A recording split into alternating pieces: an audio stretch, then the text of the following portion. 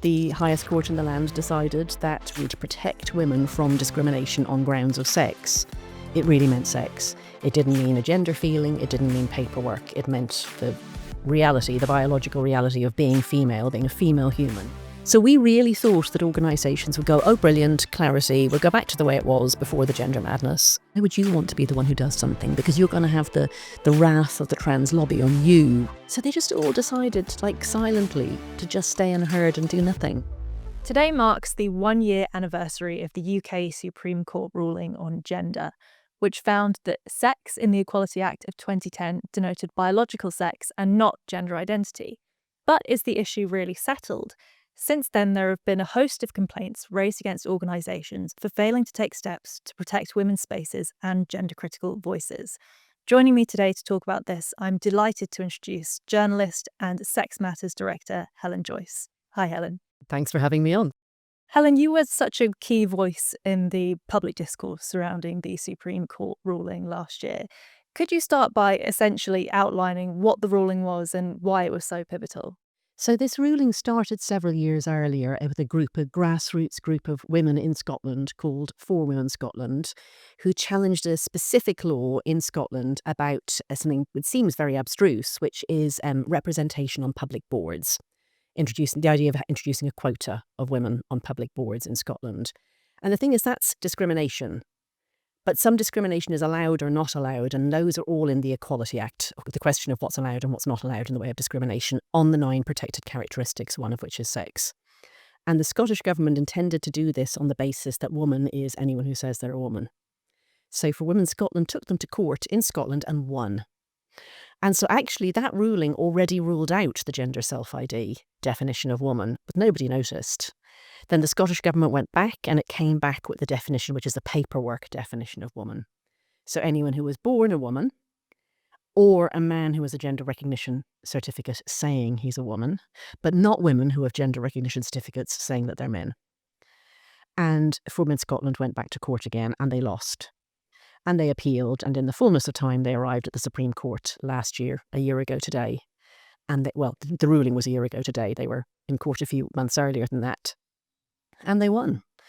The highest court in the land decided that when the Equality Act and before it the Sex Discrimination Act decided that you need to protect women from discrimination on grounds of sex, it really meant sex. It didn't mean a gender feeling. It didn't mean paperwork. It meant the reality, the biological reality of being female, being a female human, and that is the basis on which women have been discriminated against and oppressed throughout recorded and pre-recorded history.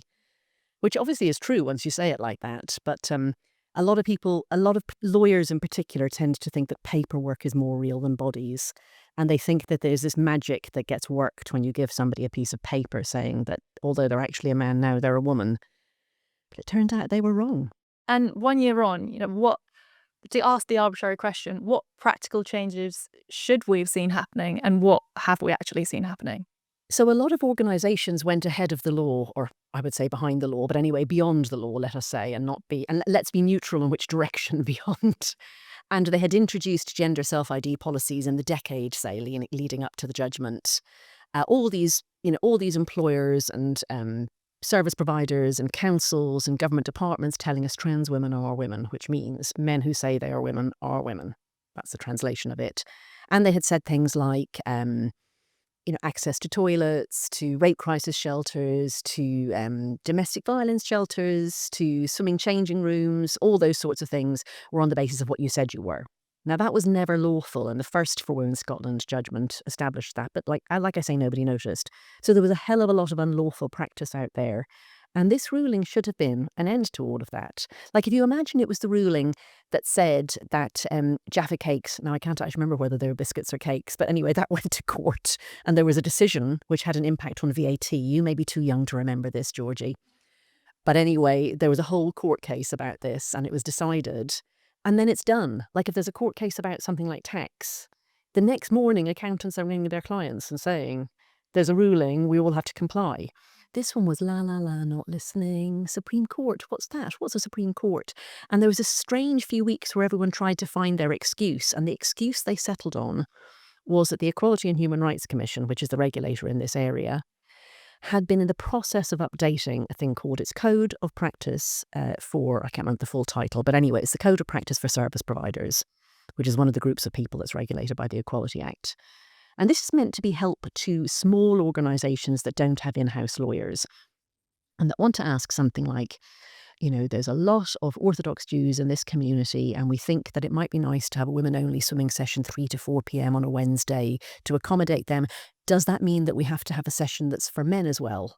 Questions like that. It's hundreds of pages long, and it's loads of examples, and it's all the protected characteristics, all 9 of them. And they had been in the process of updating that. But they had done so on the basis that a gender recognition certificate changed your sex, because that's what they thought. They were wrong. The HRC were wrong before the Supreme Court judgment. So they brought it back and they changed the 11 pages of it that were to do with gender and had anything to do with gender recognition certificates. And that was underway, and everyone said, we better wait for that. But this is just guidance. It's not the law. The law is what the Supreme Court said it was. And then they worked their way through that, and then they sent it to Bridget Phillipson, who's the Minister for Women and Equalities, and she sat on it and did nothing with it until 2 days before the anniversary, when she decided, in her infinite wisdom, to tell us that she'll give it to us next month. So for a year, organisations have been saying, I don't know what you mean when you say biological sex. This is very complex. How would we know? Do we have to do genital inspections? But what about the poor trans women? Yada, yada, yada. But mostly we're waiting for guidance. So nobody's done anything as far as I can see, pretty much. There's a few exceptions. From the outside, it seems so obvious what is to be done that it's almost shocking it wasn't implemented immediately. What are the particular practical stumbling blocks that institutions are running into, saying that, we can't possibly institute this because? It's so interesting. I mean, on the day of the judgment, a friend of mine who's a lawyer who was there with me and all the other women who were in the Supreme Court listening to it being handed down, she turned to me and she said, there's nothing left for us to do. I tease her about that every time I see her. We genuinely thought that organisations would be pleased to have clarity, that they would be pleased to do what everyone with any sanity knows is the right thing to do. Like, to be clear, if someone identifies as trans, they need to be able to live in public life as well. They need places to go and have a wee or do whatever it is. It's just that we have to have single-sex spaces for the great majority. Like, the obvious answer is a third space. So we really thought that organisations would go, brilliant, clarity, we'll go back to the way it was before the gender madness. It turns out there were a bunch of reasons why they didn't. And one reason is that they had gone in big, rah-rah, on we are so inclusive, we are so kind, trans women are women, those women are, witches, and another word that rhymes with witches, and bigots, and so on. It was they couldn't turn around. They had sort of dug themselves in on that. And then, of course, they'd really emboldened their internal lobby groups. So lots of businesses now have affinity groups of various sorts, but in particular an LGBTQIA++ affinity group. And they regard that group as owning this topic. And that group had been empowered often in ways like upwards mentoring schemes. So people at board level were being given lectures by 27-year-old Blue Fringe Brigade people on how important it is that trans women are women and there's a trans genocide and all this sort of thing. And then, so I think that, that was a big part of it. And then there's also the question of liability. Like, if you allow men into spaces where women are getting undressed, you are probably instigating a policy of harassment against your female staff. And it's a bit like that thing where somebody, do you know what a fat finger trade is in finance? Like, where you accidentally trade the wrong way, or you make, you put in an extra zero or something, and the temptation is to try to cover it up. And they just make it worse, of course. But it's like they've been doing the wrong thing, and if they come clean, the liability is suddenly on their books. Like, I think a lot of them were afraid that their female staff would start suing them. And then when it became clear that nobody was going to do anything, why would you want to be the one who does something? Because you're going to have the wrath of the trans lobby on you as your organisation. So they just all decided, like, silently, to just stay unheard and do nothing and just say, waiting for guidance. There are a few UK institutions who recently have at least publicly updated their policies. One is girl guiding, which I know you've spoken about. Could you tell people a bit more about that and why that in particular has captured the public interest? Well, girl guiding is just such an institution. I think it's about 80 years old, and it's not just a charity, it's a charity with a royal charter. And one of the things that's regulated by the Equality Act is charities. So charities, normally they can't discriminate. You couldn't have a charity that it doesn't serve Irish people, say. That would be race discrimination. But what you can do is you can have a charity that's for a defined group. That's one of the 9 protected characteristics, as long as that is just as the Charity Commission decides that is you serving the public interest. So there are single-sex charities, and Girl Guiding was one. It says it in its founding objects that it is for girls. And those founding objects recognise that girls, not all girls, but lots of girls, appreciate being in a girl-only space because boys can be very dominant. So it's about helping girls to develop, to flourish, to grow into leadership and so on. But also they, just frankly, they go away. They stay overnight. Lots of girls have their first overnight trip on a Girl Guiding trip. And it'll be sharing tents. It'll be with quite little ones on the, whatever they call the little guides, rainbows or something like that, brownies. I might be making one of those rainbows. Yeah, rainbows or brownies or possibly both. And they can be very, very little, like at the age that they might have a toileting accident or need help with changing clothes or whatever. So parents know that this is a girl-only space. Well, I think it was 2018 Girl Guiding updated their policies to say that trans girls are girls, meaning boys who identify as girls can join. And they had a real witch hunt against any guiding leaders who weren't happy with this. I mean, I'm friends with 2 of them, Katie Alcock and Helen Watts, both of whom were drummed out of Girl Guiding and told they weren't allowed to go near it. Katie was a leader at the time. She was banned from any meetings. Her own daughter couldn't go to guiding events because her mum couldn't take her. And this was because they were treated like they were bigots. It was as if they were saying black girls aren't welcome or Jewish girls aren't welcome. And that men were allowed to become guiding leaders as well. And I mean, not as men, as women. So you've got to pretend these people are women. They refused to tell parents that there might be a boy in the tent with their daughter. And remember, these can be mixed age groups. This could be a 9-year-old girl with a 16-year-old boy. But you're meant to pretend that that boy is a girl. So this policy was obviously crazy, but they had totally drunk the Kool-Aid in Girl Guiding HQ. I mean, they really just, when you talk to them, they would just say, but they're girls, or but they're women.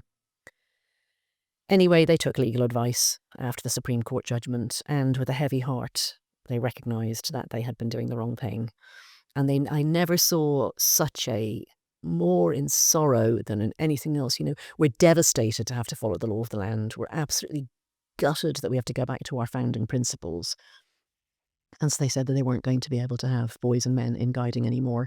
And then very recently they said that any boys or men that they had already admitted would have to leave by September.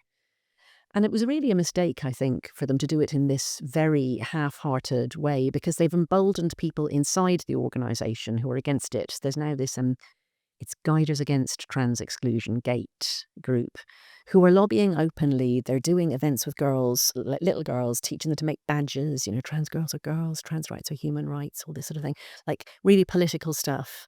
And this is the same organisation that treated Helen Watts and Katie Alcock, Star Inquisition and out you go. They're letting this go on. So they've done the right thing, but I mean, they've made it clear that they're only doing the right thing because they're afraid of getting sued, as opposed to because they saw the light finally. I think it's probably quite easy to live your life and be completely unaware these policy disputes are going on.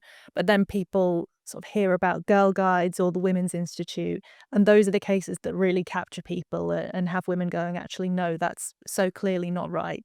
I wonder if there was sort of an aha moment for you in your life where you saw a case and thought, this is just completely so beyond the pale, that kind of introduced you to the gender critical activism world.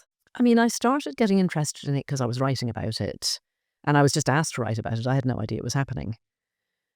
So that was 2017, and I looked into it. And so I have a strange background for a journalist. I did a lot of different things, but my original idea, or my original idea was I wanted to be a dancer, and I went off to dancing school when I was 16.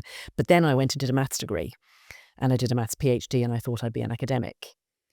And then after all of that, I dropped out of that and went into public understanding of maths, and then I became a journalist. Anyway, that's a long way to say that if there's one thing I recognise, it's a circular definition. And trans women or women is a circular definition.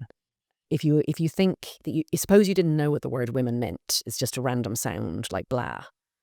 So trans blah or blah tells you nothing about what blah is. So it's a definition that includes within it the thing that it's meant to be defining. So I thought, well, then woman means nothing, because when you have a circular definition, it doesn't define anything.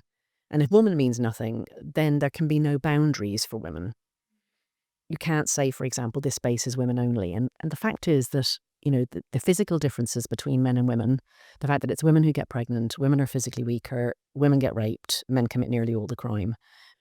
We need places where there are no men. We need places where there are no men where we're getting undressed. We need to get away from men on occasion. If we want to have sport that's fair, we have to be away from men. So those boundaries are very important for women. So I instinctively and immediately realised that if trans women are women, that's the same as saying women can never say no to men. And I got very worried about that. But I would just have sort of continued to be interested and worried about it until I realised they were telling children this. And children believe what adults tell them. They believe in Santa Claus, they believe in the Tooth Fairy. If you tell them that you can grow up to be a girl even though you're a boy, they believe that too. And I became very distressed about that. So when I met young people who had been misled in that way into radical medical steps, I realised I was looking at a real scandal. And I have a very soft spot for kids who are gender non-conforming. So I have two sons who are both adults now, and one is gay. And he was one of those classic little very gender non-conforming boys. And he never thought he was a girl. It helps if you're not homophobic. It doesn't give them the idea that there's something wrong with them. But I realised that a lot of the kids so this is about 7 or 8 years ago, a lot of the kids who were coming out shell-shocked of having undergone these radical medical interventions were like my son. They were kids who had been very gender non-conforming, the sort of person who says, gosh, he's such a sissy, or he's such a girl, or, she's a girl she's a tomboy is the nice word for it. But, these kids had ended up thinking that they were meant to be the opposite sex, and they had taken cross-sex hormones, they had had operations in their bodies, and now they were devastated by it. And I just thought, wow, if you say you're a journalist and you see this story and nobody's writing about it because they're all afraid of the trans mafia, basically, you have to write about it. And speaking of medicalization, I did want to ask you about the puberty blockers trial, which I know you've been a really vocal critic of. That's currently paused at the moment due to safety concerns. But I wonder if you could outline what the trial is as it was standing before it was paused and what those key concerns are. Sure. So puberty blockers are kind of a nice way of saying chemical castration. It's the same drugs. It's literally the same drugs as they use for male, paedophiles who agree to take drugs to dampen down their sexual urges and destroy their ability to have erections. So the idea is that you give this to a child who is approaching or entering puberty, and it just completely throws a spanner in the works of the process whereby you grow up. Because puberty isn't just inverted commas, it's not just anything. It's this incredible process of turning a child into an adult. It affects everything in your whole body and your brain and your mind and your cognition and your risk assessment and your independence, a whole bunch of things like that. You stop all of that. You just leave that child in a weird state of suspended animation. And the reason for doing this is because the thing that commonly trans adults, like adults who identify as trans, say, especially the men, is that their great sorrow is that they can't pass. So once testosterone has done its thing, that person's just not going to be able to pass as a woman, pretty much never. So the doctors thought in the 1990s that what they could do is they could stop the puberty and give the person time to think. And what we've known for at least 10 years now is that it doesn't give you time to think, it locks you in. Because it turns out the process whereby you work out that actually it's fine being the sex you are, you might be a bit unusual, but anyway, fine, is puberty. So they've just blocked the process whereby you're going to sort it all out. And almost every child who goes on puberty blockers, 97% plus, goes on to cross-sex hormones. And before they started using puberty blockers, the numbers varied from place to place, but it was always around the sort of 20% mark. So most kids desisted. And all of this was recognised by Dr. Hilary Cass, now Baroness, when she did her groundbreaking study of what the evidence showed on child gender medicine, that there was no evidence base to support the use of puberty blockers, and that there's a strong reason to think that they lock people in, that they disrupt what would otherwise be the developmental pathway of that child. So if you think about what would happen if you never go through puberty and then you take cross-sex drugs, among other things, you're going to be sterile and probably anorgasmic, never able to have an orgasm. Your sexual organs in general won't develop. Little boys retain a little boy penis. Girls' ovaries don't develop the ability for the eggs to mature. I mean, what it does to your brain, your brain changes a lot during puberty too. So it's all, it's an incredibly risky and harmful intervention, and they couldn't find any good reason to do it. So all of that is to say that it's obvious to me, at least, that they shouldn't do this. But unfortunately, Hilary Cass said in her report that the evidence base was poor and more evidence was needed, and that was taken as backing for doing a trial. And the trial that they've come up with is rubbish. It doesn't tell us anything that we don't know. Ideally, you would have a control group with a trial like this that don't get whatever the intervention is, but they were convinced that children who didn't get puberty blockers would drop out. So instead, the plan was to give about 100 kids puberty blockers now when they ask for it, and give it to them for 2 years, give the other half, make them wait a year, and then give it to them for 1 year. And if you imagine that this was a drug like that was meant to be good for, say, depression, then what you could do is you could see like what the changes were between the people who had to wait and the people who didn't. But this isn't a drug like this. This is a drug that's meant to change the person's trajectory. So it's not comparing anything useful. And anyway, the measures that they're using in that period are all about your immediate, your short-term mood. But your short-term mood will be good if you've got what you think is a life-saving treatment, and bad if you're told you have to wait for it. And then lastly, all the big problems with puberty blockers are long-term, but they're only looking at short-term changes. So it was a rubbish trial that's not going to tell us anything. We know that. And the way that the protocol dealt with the fertility issues was pathetic. They said that the kids could be counselled about doing fertility preservation. You're talking about children of 10 to 14. And I've done IVF. Both my kids are by IVF. You do not understand what you're talking about at age 10, 11, 12. And the fact is that everywhere in the world that they've said this to kids, you can preserve your fertility. The kids say it's all right. No, fine. Like literally almost nobody takes it up. So that's just a fig leaf. Anyway, a brave official in the relevant regulator had a look at it and said, this isn't good enough, and sent it back to the trial team at King's College London, who are meant to be coming back with new ideas about how to improve the bit about protecting these children's fertility. I hope we never see it again. I hope it dies a death because, the best way I can explain how much I hate this trial is to say the purpose of it is to create eunuchs. That is the technical term for what they are doing to these children, is turning them into eunuchs. And I just think when you put it that way, why would you do that? You shouldn't be doing it at all. It's a monstrosity. When you lay it out like that, is so clearly horrific, the details of what that trial would have been and what it will be if it goes ahead.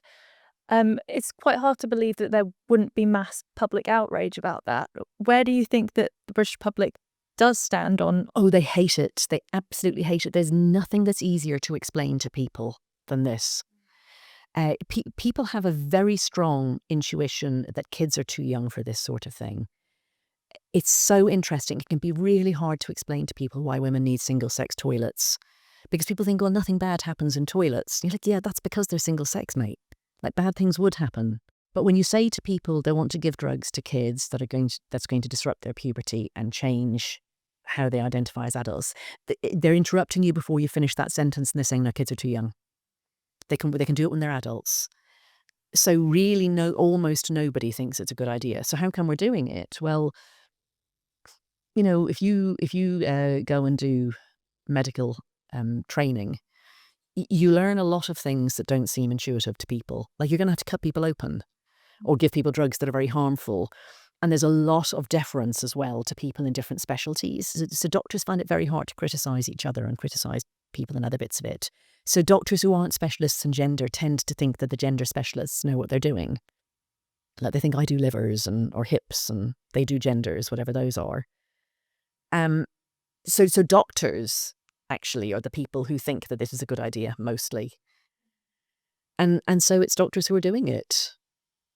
I think it's just that simple, really. When we talk about the trans lobby or the trans mafia, as you said, is there a particular group that mainly comprises it? Is it men who think they're women? Is it doctors? Is it young women that don't want to be excluded by their friends? How do we define that group? Yeah, so I don't mean just the people who believe it or who say they believe it. Like lots of young women go along with this. And some of them really do seem to believe it because, they are the ones who tell pollsters more than any other group that trans women are women. I think a lot of it is a sort of suicidal empathy thing. You know, they're very sorry for these poor men, you know. No, I don't mean that. I mean the people who've made a living out of this. You know, I mean the people who are, in DEI in workplaces, who are pushing these policies, the people in organisations like Stonewall who are, it's their living, it's their job to push this stuff everywhere. And that's a tiny number of people, but my goodness, they've been successful. And the last thing I wanted to ask you, Helen, is since the Supreme Court ruling, do you feel that culturally the way people talk about trans in this country has shifted? Yeah, but it's not. Do you know that saying that the future is here, but it's unevenly distributed? It's like that. It's much easier to talk in straightforward language about this than it was. And there's a lot less policing of pronouns and so on. But there's still loads of people out there who've never heard about any of it, who think, like, I would say that the sort of normie position is it's gone a bit far.